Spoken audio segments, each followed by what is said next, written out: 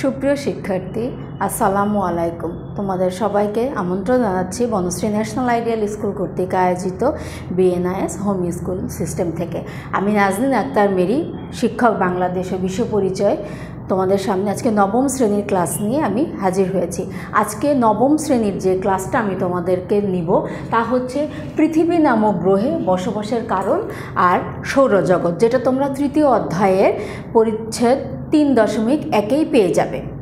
তোমরা যদি আমার ইউটিউবের গত ক্লাসটা দেখে থাকো তাহলে আমি তোমাদেরকে পৃথিবীর ভূ অভ্যন্তরের গঠন, মানে পৃথিবীটা কিসের উপরে গঠিত হয়েছে সেই সম্পর্কে আমি তোমাদেরকে বলেছিলাম। আর আজকে বলবো পৃথিবী নামক গ্রহ তো 8টা আছে, তাহলে আমরা পৃথিবী নামক গ্রহে কেন বসবাস করতে পারছি, তার কারণটা কি। সেজন্য আমি এখানে তোমাদের দুটো বড় প্রশ্ন বাছাই করে রেখেছি। আমাদের প্রথম প্রশ্ন হচ্ছে পৃথিবী নামক গ্রহে জীব বসবাসের কারণ আলোচনা করো, আর দ্বিতীয় প্রশ্ন হচ্ছে সৌরজগৎ কাকে বলে, সৌরজগতের যতগুলো গ্রহ আছে তার বর্ণনা দাও। এখন আমরা প্রথম প্রশ্নের উত্তরটা দেখতে পাবো যে আমরা এখানে কি কি লিখেছি।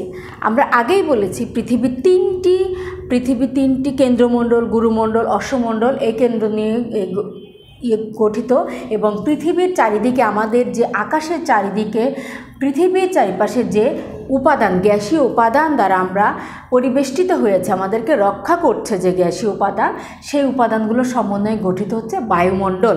আসলে বায়ুমণ্ডল ছাড়া পৃথিবীতে বসবাস করার কোনো উপায় ছিল না। তখন কি হতো, বায়ুমণ্ডল সূর্যের রশ্মিটাকে, অতিবেগুনি রশ্মিটাকে রক্ষা করছে, কিন্তু বায়ুমণ্ডল না থাকলে এটা সরাসরি আমাদের উপরে এসে পড়তো আর আমরা পুড়ে যেতাম। তখন উদ্ভিদ এবং প্রাণী কেউই আমরা বসবাস করতে পারতাম না। আর এই বায়ুমণ্ডলের সবচেয়ে গুরুত্বপূর্ণ উপাদান হচ্ছে নাইট্রোজেন ও অক্সিজেন।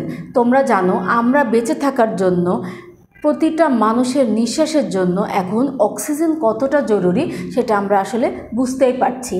আর পৃথিবীর প্রাণীকুল বেঁচে থাকার জন্য প্রয়োজন নাইট্রোজেন ও কার্বন ডাইঅক্সাইড।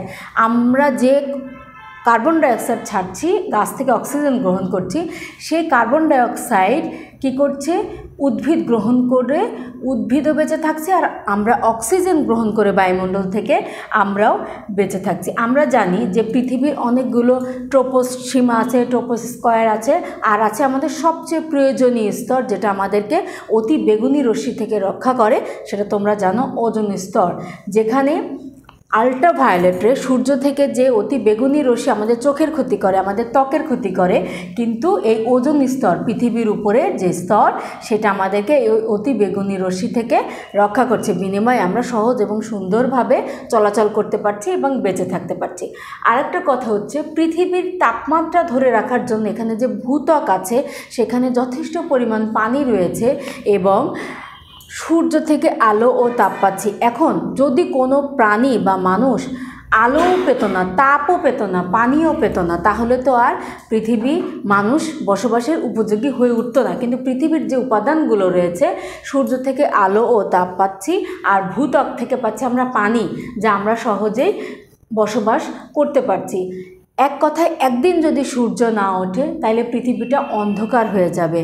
আর তোমরা জানো যে মানুষের শরীরে তাপমাত্রা যখন কমে যায় তখনও সে মৃত্যুমুখে পতিত করে, আবার যখন তাপমাত্রা কমে যায় গাছও বেড়ে উঠতে পারে না, ইভেন পানির নিচে যে মাছ আছে সে তারাও বেঁচে থাকতে পারে না। তাই সূর্য আমাদেরকে যে তাপ দিচ্ছে, যে আলো দিচ্ছে, সেগুলো থেকে আমরা প্রাণীরা, উদ্ভিদরা, প্রাণীকুল, উদ্ভিদকুল বেঁচে থাকার শক্তি পেয়ে যাচ্ছি। কিন্তু বর্তমানে কলকারখানা, গাছপালা কেটে ফেলার পরে যে বিষাক্ত গ্যাস তৈরি হচ্ছে তা আমাদের বায়ুমণ্ডলের যে ওজোন স্তর আছে সেটাকে ফুটো করে ফেলছে। তোমরা সেটাকে গ্রিন হাউস গ্যাস বলে ক্লাস 8-এই পড়ে এসেছো। তারপরে দেখো, জীবজন্তু বেঁচে থাকার জন্য আলো বাতাস প্রয়োজন। আমরা পৃথিবীর পাশে যে সূর্য আছে, ভূত্বক আছে, অশ্বমণ্ডল, ট্রোপোসীমা, ওজোন স্তর, এগুলো থেকে এই আলো, তাপ, চাপ, অক্সিজেন, নাইট্রোজেন এগুলো পেয়ে থাকি, যেটা পৃথিবীর সৌরজগতে অন্যান্য গ্রহে পাওয়া অনেক কঠিন। এই জন্যই আসলে পৃথিবীতে উদ্ভিদ এবং প্রাণীর বসতি অনেক সহজ হয়েছে। আমাদের পৃথিবীর মণ্ডলে যে ওজোন স্তর রয়েছে, এই ওজোন স্তর পৃথিবীর তাপমাত্রা 40 ডিগ্রি সেলসিয়াসের বেশি হতে বাধা দেয়, কিন্তু ওজোন স্তর বর্তমানে ক্ষতি হয়ে যাওয়ার কারণে, এই গ্যাসীয় পদার্থ ব্যবহার কারণে ওজোন স্তরটা ফুটো হয়ে যাচ্ছে আর আমাদের পৃথিবীর তাপমাত্রা দিন বাই দিন বৃদ্ধি পাচ্ছে, তোমরা দেখতে পাচ্ছ। আমি বই রেখেছি তোমাদের জন্য, যে এই প্রশ্নটা দেখো 42 পেজ, 42 পেজে পৃথিবী নামক গ্রহে বসবাসের কারণ কি, এর বিস্তারিত তোমরা এই বইতেই এখানে পেয়ে যাবে। আমার দ্বিতীয় প্রশ্ন হচ্ছে সৌরজগৎ কাকে বলে। সৌরজগৎ সূর্য এবং তার গ্রহ, উপগ্রহ, গ্রহাণুপুঞ্জ, উল্কা প্রভৃতি নিয়ে যে পরিবার, তাকেই আমরা সৌরজগৎ বলে থাকি। কারণ এগুলো সূর্যের অন্তর্ভুক্ত এক একটা অংশ, এগুলো ছাড়া সূর্য কমপ্লিট না, তাই এগুলো আমরা সৌরজগৎ বলে থাকি। আর এই সৌরজগতের প্রাণকেন্দ্র হচ্ছে এই সূর্য। সূর্য যদি না থাকতো কোনো গ্রহে আলো, বাতাস, তাপ কিছুই পৌঁছাতো না। সৌরজগতের আমরা জানি সৌরজগতের 8টি গ্রহ আছে, শতাধিক উপগ্রহ আছে, ছোট ছোট হাজার হাজার গ্রহাণুপুঞ্জ আছে এবং লক্ষ লক্ষ ধূমকেতু রয়েছে। তোমরা মাঝে মাঝে ধূমকেতু দেখতে পাও যে উড়ে যাচ্ছে, পড়ে যাচ্ছে, ঝাড়ুর মতো দেখতে অনেকটা, সেইগুলোকে আমরা ধূমকেতু বলে থাকি। এখন আমি সৌরজগতের ডিটেলস বলি নাই, কারণ তোমরা একটা 40 পেজে সূর্য ও সৌরজগতের বর্ণনাটা পেয়ে যাবে, প্রতিটা গ্রহের বর্ণনা সৌরজগতের এখানে পেয়ে যাবে। আমি তোমাদের শুধু একটা সৌরজগতের চিত্রকে বোঝাতে চেষ্টা করেছি সূর্যের গ্রহগুলোর অবস্থান। দেখো পৃথিবীর কেন্দ্রে রয়েছে সূর্য, যেটাকে এখানেই বলা হয়েছে সৌরজগতের প্রাণকেন্দ্র সূর্য। তারপরে সূর্যের কাছে সবচেয়ে নিকটতম গ্রহ হচ্ছে বুধ, তারপরে হচ্ছে শুক্র, এবং শুক্রের নিকটতম 3য় নাম্বার গ্রহ হচ্ছে পৃথিবী। তাই আমরা বলে থাকি পৃথিবীর কাছের গ্রহ বা প্রতিবেশী গ্রহ হচ্ছে শুক্র।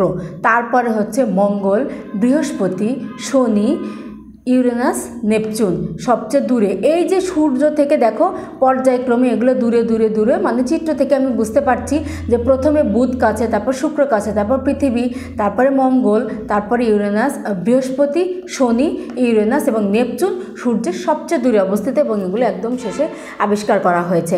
আর এই যে মঙ্গল আর বৃহস্পতি গ্রহের মাঝখানে যে অন্য কিছু ঘোরাফেরা করে ছোট ছোট ধূলিকণা টাইপসের, এগুলোকে আমরা গ্রহাণুপুঞ্জ বলে থাকি। আর মাঝে মাঝে এই সৌরজগৎ থেকে কিছু একটা নিক্ষিপ্ত হয় পৃথিবীতে, পড়ে, বিজ্ঞানীরা সেটা দেখতে পায়, খালি চোখে আমরা দেখতে পাই না, সেটাকে আমরা ধূমকেতু, খসে পড়ে, কিন্তু এটা আসলে পৃথিবীর জন্য মোটেও ক্ষতিকর না। এই সৌরজগৎকে কেন্দ্র করে, সূর্যকে কেন্দ্র করে সূর্য ঘুরছে না, আমরা ঘুরছি। এভাবে দেখো প্রতিটা গ্রহ কিন্তু এক লাইনে ঘুরছে না, আশেপাশে একটা আগে পিছে ঘুরছে।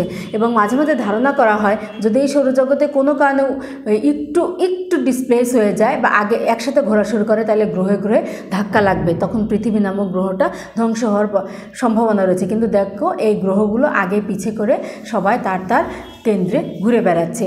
এই হচ্ছে আমার সৌরজগৎ। তাহলে আমরা দুটো প্রশ্নই বইয়ে বিস্তারিত পাবো, এবং সৌরজগৎ অবশ্যই সৌরজগতের প্রশ্নে সৌরজগতের চিত্র এঁকে দিতে হবে, এটা নির্দেশ করে দিতে হবে, এবং প্রশ্নগুলো বইয়ের থেকে আরও পূর্ণাঙ্গ আকারে পড়তে হবে। আশা করছি আমার ক্লাসটা বুঝতে পেরেছো। দেখা হবে পরবর্তী কোনো ক্লাসে। ভালো থাকবে, মন দিয়ে পড়ালেখা করবে। আসসালামু আলাইকুম।